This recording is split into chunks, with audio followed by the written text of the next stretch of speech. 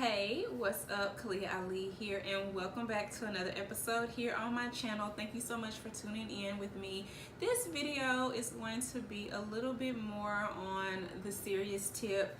As you know, I kind of go back and forth between some controversial type of topics and just family friendly, down to earth type of videos. So I hope that this does not get out of hand, but this is something that I feel like I want to talk about because this is something that actually really challenged me as a parent and as a mother, and I feel like maybe this could help other parents out there as well. So a couple of weeks ago, my son and I were out on a Sunday drive, and we had run errands. We had ran and got sorbet from Loblolly like we like to do, and we saw a big, huge black cloud just going up in the air.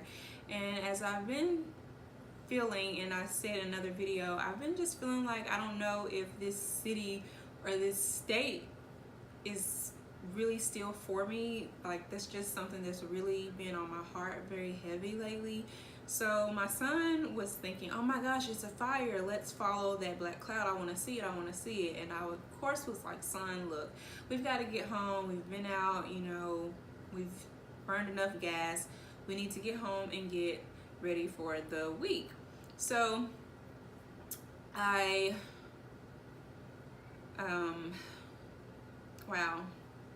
so I saw the smoke and we went the opposite direction, but as we got closer to the house, we saw that the smoke kind of appeared to be closer again. And so when we got into the neighborhood, I thought, well, at least we can just go down through the neighborhood and kind of see if we can get as close as we can get to it from this way. And I got in the neighborhood and I turned down a few streets, just kind of going towards the direction of the cloud. And of course, the homes that we live in and the homes on the inside of the neighborhood, they are newly developed. So they've been around at least 10 years, and the homes in our area have only been around maybe 6 years. So as we kept following the cloud, we got into a little area that was more wooded, more secluded, where you could see and you could tell that these homes had actually been a part of this area way before all of these developments came, and you know, they came in and tore down the trees to build up. So we approached this street and it ended up being like a closed off end of a street. And so I didn't even notice at the time that there was these little signs, and I'm going to show you the footage here in just a moment of what we saw. But basically, as we approached, there were signs that I didn't pay attention to that said private property or something like that, do not enter. And we had to enter because there was no other way to turn around. So I'm going to show you some of the footage here and let you see what we saw. Okay, you guys. These racist white people are in the neighborhood with a whole Confederate flag and a hanging black mannequin. Okay, so we were legit just on a Sunday stroll. Like on a Sunday stroll, minding business. And we get to this neighborhood that has a Confederate flag. A whole Confederate flag.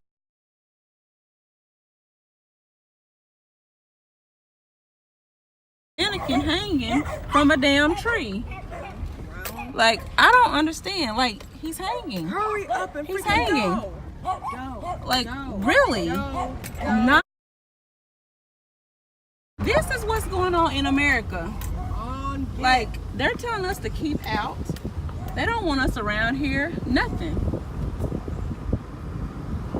This is sickening. And then they want to be all hanging out on. You guys, I literally like am shaking from shock and the fact that this is a real thing still in the South.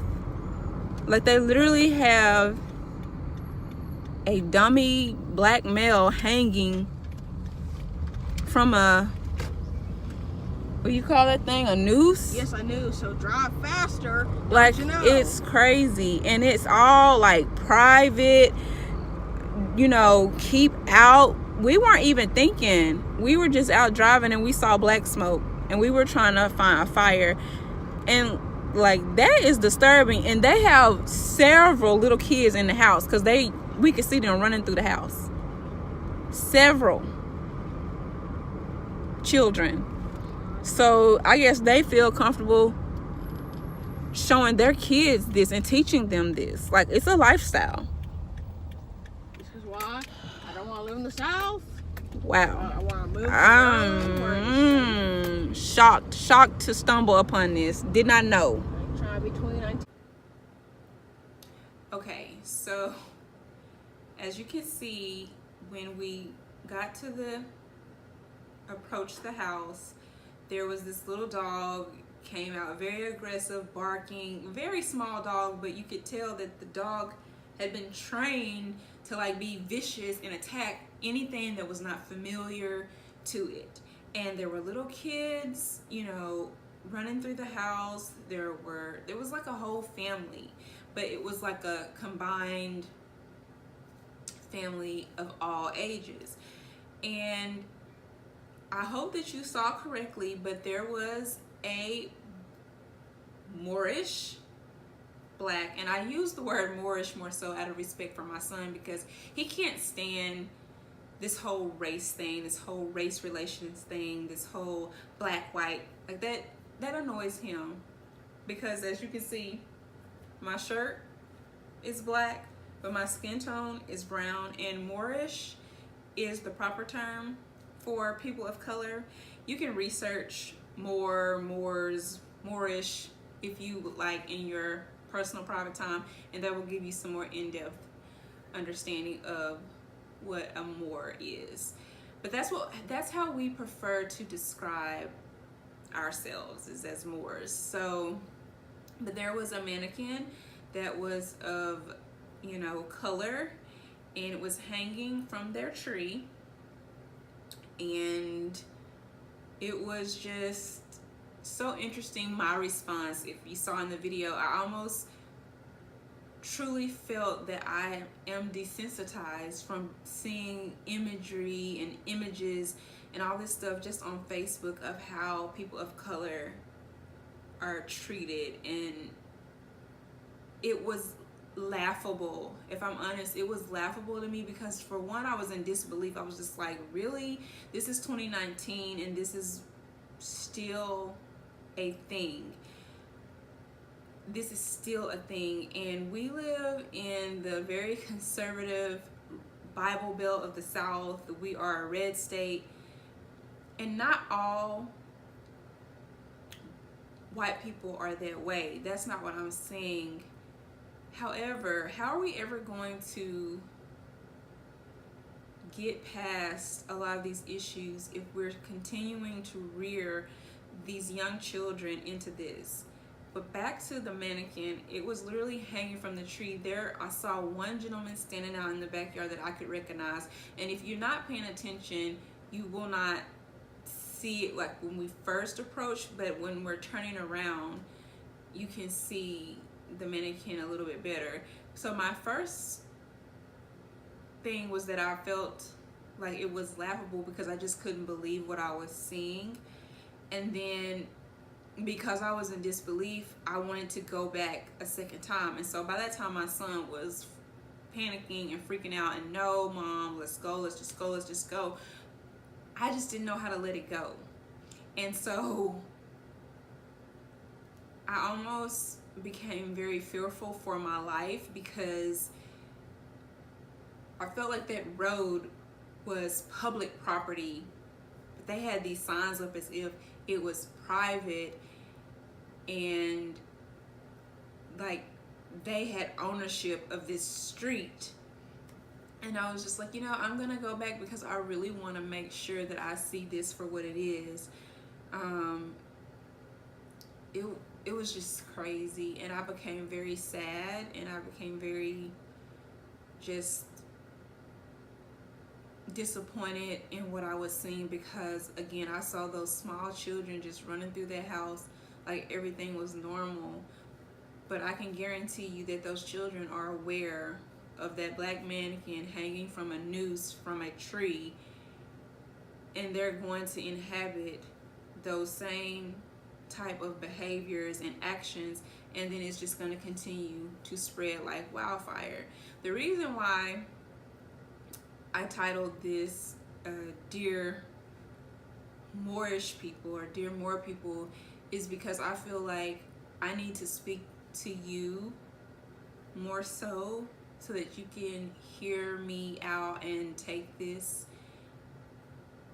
as a teaching tool for your people, because yes, you want to hold these people, these racist people, accountable, but we've got to also set the standard even higher and be accountable and aware for our very selves. So there's been a lot of crime that we've committed, that our people of color have committed against self, and that we're doing to ourselves in our own communities. And people make a mockery out of us, especially on Facebook. Facebook seems to be the land of hate speech, and that's when you see the racists really rear their ugly heads, because you can do anything from behind the keyboard. You can do anything from, your backyard. And if you think, oh, they'll never know that I did this, or they'll never see or witness this, but I witnessed this, and I don't feel like that it was for no reason. I feel like there was a reason why I saw it. I hate that my child had to see it and almost be traumatized, because as we came back home, he shut down the garage quickly, he locked every door, he set the alarm, and it wasn't even 8:30 yet, but he was devastated, and it was something that he talked about for days. Now he's a little bit more kind of settled in that experience, and I guess just processing it for himself. But I just want us to be able to teach our kids that we still have to be aware this race relations, it's a thing. There's no way that we can dismiss it and act like it's not here, that it's not present, because it's still going on. And I don't know what I could do or say to that household to change their hearts. I just know that I have to focus in on my core, my family, and what my child believes. I don't know where these ideas come from, like that they're still being passed on. I mean, I guess I can't say that I don't know, I do. But another thing that I wanted to address is just how a lot of times white people will say, just forget about it, just go back to Africa, just do this, just do, like all those mean comments. They're pointless, they're worthless. We did not ask to come here. And if history is truly right, either we were already here and lied to, or we were brought here against our will to build this country. So we just need to stop saying things when we don't have all the facts and we don't know what we're talking about. Like, come on. That's just the last thing that you should say to a person of color. And on top of that, we are told that we need to just forget about it. I was on the phone with my grandmother about a month ago, and she vividly told me as a 91-year-old about all these memories of when they had to sharecrop and they lived on the land with their white counterparts, and they were given this, opportunity to sharecrop and be on these people's land. However, once they realized that they needed more labor, my grandmother literally had to stop going to school. Like it was shut down. So her white counterparts got to continue to go to school while she went out to work in the field with her parents and her family. And again, those are just things that we will never forget, because if my grandmother at her age can recall that and tell me that story, that's still a extension of my family, and that's a part of her history that she's sharing with me because she's my grandmother. I'm her granddaughter. So let's dismiss that out of our vocabulary. Don't ask us to forget about it. Don't ask us to not bring it up when in 2019 you're driving through the neighborhood and there's a black mannequin hanging from a tree with the Confederate flag waving alongside the American flag. There's really no excuse for the behaviors. But again, I'm also speaking to my Moorish people. We have got to be better to one another, period, because they have the capabilities to do things and to, basically, I don't know what's the right term, but they basically can have this type of imagery on their property. And they're saying something. They're saying something without really saying it. And if they feel that way in their heart, who knows what they're capable of. So we've got to be better at protecting our own, taking care of ourselves, because we are all we got. And I just wanted to share this with you guys because I want your feedback. I want to know what you think about this imagery. I mean, is it allowed? We have freedom of speech. Is this considered freedom of expression? Is it okay? Is it not okay? Is there any law that says that can't be in their yard? Why is it okay to be in their yard? But it was very disturbing to myself and my son, and I felt like my life was in danger. So I just wanted to share that little part with you guys. I just feel like it needs to be put out here, and let's talk about it. Why do people still do this, express this way? Why are we still expressing by way of, killing each other over things that are so small and minute? I feel like I have some of the answers. It's because of the impoverished mindset. It's because of the lack of opportunity. When a community is starving, they will kill to survive. And although that's not the right way to go about it, sometimes that's all you know. And I pray that one day my platform will be able to do something amazing to help our people be greater, be stronger, be braver, and be set free from oppression. So I hope that this video really brings on some positive discussion and maybe even solutions at the end of the day. I don't want this to be some big nasty battle. I just want to talk about it. So let's keep it honest, open, real, informal, and that's all I have. So until next time, peace, abundance, blessings.